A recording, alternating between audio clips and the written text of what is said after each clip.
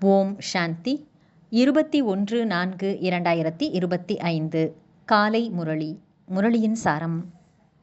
பாபா சொல்றார், இனிமையான குழந்தைகளே, உங்களுக்கு கரண்ட் அதாவது சக்தியை கொடுப்பதற்காக தந்தை வந்துள்ளார். நீங்கள் ஆத்ம அபிமானியாக இருந்து உங்கள் புத்தியின் தொடர்பை ஒரு தந்தையிடம் கொண்டு சென்றால் உங்களுக்கு கரண்ட் கிடைத்து கொண்டே இருக்கும். கேள்வி: உங்களிடம் இருக்கக்கூடாத அனைத்தையும் விட மிகப்பெரிய அசுர சுபாவம் எது? பதில்: அமைதியற்ற நிலையை உருவாக்குவது, அதாவது அசாந்தியை பரப்புவதுதான் அனைத்தையும் விட மிகப்பெரிய அசுரத்தனமான சுபாவம் ஆகும். அமைதியற்ற தன்மையை ஏற்படுத்துபவர்கள் அல்லது பரப்புபவர்கள் மூலமாக மனிதர்கள் தொல்லை அடைகின்றனர். அவர்கள் எங்கு சென்றாலும் அசாந்தியை பரப்புவார்கள். எனவே அனைவரும் பகவானிடம் அமைதியின் வரத்தினை வேண்டுகின்றனர்.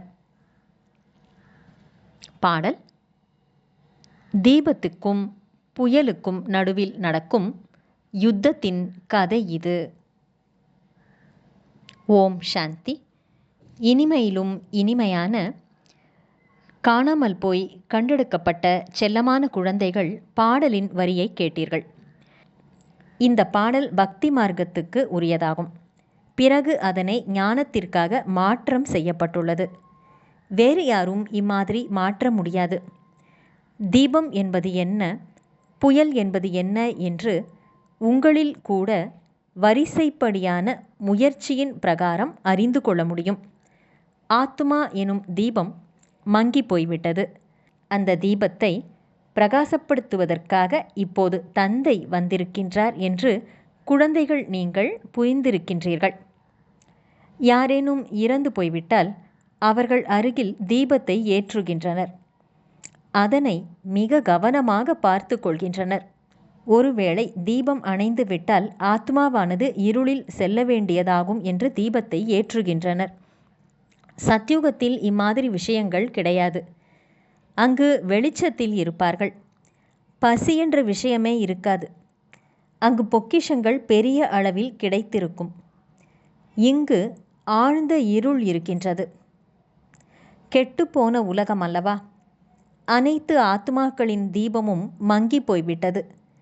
அதிகமாக உங்களுடைய தீபமானது மிகவும் மங்கி போய்விட்டது.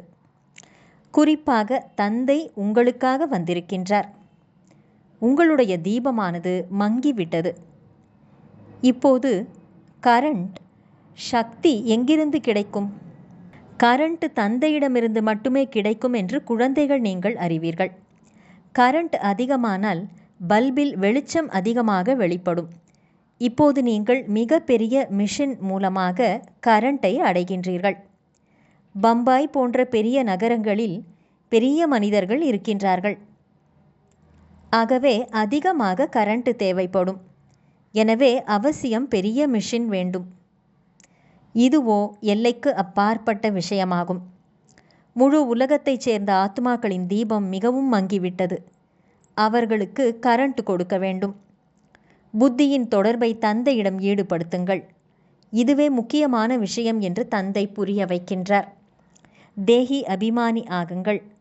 முழு உலகத்தைச் சேர்ந்த பத்திதமான மனிதர்களை தூய்மையாக ஆக்குவதற்காக, அனைவருடைய தீபத்தையும் பிரகாசப்படுத்துவதற்காக தந்தை வந்துள்ளார். ஆக எவ்வளவு உயர்ந்த தந்தையாக இருக்கின்றார்! முழு உலகத்தைச் சேர்ந்த மனிதர்களின் ஆத்ம தீபத்தை அவர் ஏற்றி விடுகின்றார். தந்தை யார், எப்படி தீபத்தை ஏற்றுகிறார் என்று யாருக்கும் தெரியாது. அவரை ஜோதி சொரூபம் என்றும் கூறுகின்றனர். பிறகு எங்கும் நிறைந்தவர் என்றும் கூறுகின்றனர். ஜோதி ஸ்வரூபமான தந்தையை அழைக்கின்றனர். ஏனென்றால் ஆத்ம தீபமானது மங்கிவிட்டது. அகண்ட ஜோதியின் காட்சியும் கிடைக்கிறது. மிக பிரகாசமான ஒளியின் காட்சி அர்ஜுனருக்கு கிடைத்ததாகவும் அவரால் அதை பொறுத்து கொள்ள முடியவில்லை என்றும் காட்டப்பட்டுள்ளது. அதிக கரண்ட் இருந்தது. இப்போது இந்த விஷயங்களை குழந்தைகள் நீங்கள் மட்டுமே அறிவீர்கள். அனைவருக்கும் நீங்கள் ஒரு ஆத்மா என்பதை புரிய வைக்க வேண்டும்.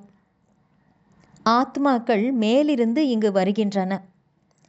முதலில் ஆத்மா தூய்மையாக இருந்தபோது அதில் கரண்ட் இருந்தது, சக்தி இருந்தது. அது சத்தோப்பிரதானமாக இருந்தது. பொற்கால உலகத்தில் ஆத்மாக்கள் தூய்மையாக இருந்தன. பிறகு தூய்மையற்றதாக ஆகிவிடுகின்றன. தூய்மையற்ற நிலையை அடைந்ததும் இறை தந்தையை அழைக்கின்றனர். எங்களை விடுதலை செய்யுங்கள், துக்கத்திலிருந்து காப்பாற்றுங்கள் என்று வேண்டுகின்றனர். விடுதலை செய்வதும் தூய்மை ஆக்குவதும் இரண்டும் வெவ்வேறு விஷயங்களாகும். யார் மூலமாகவோ பத்திதமான நிலையை அடைந்தனர். எனவே பாபா, வாருங்கள், விடுதலை செய்யுங்கள், தூய்மையாகவும் ஆக்குங்கள், இங்கிருந்து சாந்தி தாமத்திற்கு அழைத்து செல்லுங்கள், அமைதிக்கான வரம் கொடுங்கள் என்று கேட்கின்றனர். இந்த உலகத்திலோ அமைதியாக இருக்க முடியாது. அமைதியானது சாந்தி தாமத்தில் மட்டுமே இருக்கும் என்று தந்தை புரிய வைக்கின்றார். நல்லது. தாரணைக்கான முக்கியமான சாரம். 1. படிப்பில் மிகவும் அதிகமான வருமானம் உள்ளது. எனவே மிகுந்த மகிழ்ச்சியோடு வருமானத்தை சம்பாதிக்க வேண்டும். படிக்கும் நேரத்தில் சோம்பல் அடைவது, புத்தியோகம் அங்குமிங்கும் அலைவது கூடாது. விஷயங்களை குறித்து கொண்டு பிறகு தாரணை செய்ய வேண்டும். 2. தூய்மையாகி தந்தையின் உள்ளபூர்வமான அன்பை அடைவதற்கான அதிகாரி ஆக வேண்டும். சேவையில் புத்திசாலியாக ஆக வேண்டும். நல்ல முறையில் வருமானம் சேர்க்க வேண்டும் மற்றும் மற்றவர்களையும் சேர்க்க வைக்க வேண்டும். வரதானம். மறுபிறவி அல்லது புதிய பிறவியின் நினைவில் இருந்து அனைத்து கர்ம பந்தனங்களையும் முடித்துவிடக்கூடிய கர்மயோகி ஆகுக. விளக்கம். இந்த தெய்வீகமான பிராமண பிறவி, அதாவது மறுபிறவி என்பது கர்ம பந்தனம் நிறைந்த பிறவி அல்ல. இது கர்மயோகி பிறவி ஆகும். இந்த அலௌகிகமான தெய்வீக பிறவியில் பிராமண ஆத்மாக்கள் சுதந்திரமாக இருக்கின்றன. எதையும் சார்ந்து இல்லை. இந்த தேகம் கூட கடனாக கிடைத்திருக்கிறது. முழு உலகத்திற்கும் சேவை செய்வதற்காக பாபாவின் சக்தியை நிரப்பி நீங்கள் இதை நடத்தி கொண்டிருக்கிறீர்கள். இதன் பொறுப்பாளர் பாபாதானே தவிர நீங்கள் அல்ல. பாபா என்ன கட்டளை இடுகின்றாரோ அதன்படி கர்மங்களை செய்யுங்கள். நீங்கள் சுதந்திரமானவர்கள். நடத்தக்கூடியவர் நடத்தி கொண்டிருக்கின்றார். இந்த விசேஷமான தாரணையின் மூலம் கர்ம பந்தனங்களை அழித்து கர்ம யோகியாக ஆகுங்கள். ஸ்லோகன். நேரத்தை அருகில் கொண்டு வருவதற்கான அடித்தளம் என்னவென்றால் எல்லைக்கு அப்பாற்பட்ட வைராக்கியம் நிறைந்த உள்ளுணர்வு ஆகும். நல்லது. இனிமையிலும் இனிமையான, வெகு காலம் கழித்து காணாமல் போய் மீண்டும் தேடி கண்டெடுக்கப்பட்டுள்ள செல்லமான குழந்தைகளுக்கு தாயும் தந்தையுமான பாப்தாதாவின் அன்பான நினைவுகள் மற்றும் காலை வணக்கம். ஆன்மீக குழந்தைகளுக்கு ஆன்மீக தந்தையின் நமஸ்காரம். ஆன்மீக தந்தைக்கு ஆன்மீக குழந்தைகளின் நமஸ்காரம். அவ்யக்த சமிக்ஞை. இணைந்த ரூபத்தின் நினைவின் மூலம் சதா வெற்றி பெறுபவர் ஆகுங்கள். எந்த அளவுக்கு தந்தையின் நினைவில் இருப்பீர்களோ அந்த அளவுக்கு நான் தனியாக இல்லை, பாபாவுடன் இருக்கின்றேன் என்ற அனுபவத்தை செய்வீர்கள். எந்த விதமான பிரச்சனைகள் தங்கள் முன் வந்தாலும் நான் பாபாவுடன் இணைந்திருக்கின்றேன் என்ற அனுபவம் செய்யுங்கள். பயப்படாதீர்கள். இணைந்திருக்கும் நினைவின் மூலம் கடினமான காரியமும் சுலபமாக முடிந்துவிடும். தனது அனைத்து சுமைகளையும் பாபாவிடம் கொடுத்துவிட்டு நீங்கள் லேசாக இருக்கும்போது எப்போதும் தன்னை மகிழ்ச்சியாக அனுபவம் செய்யுங்கள்.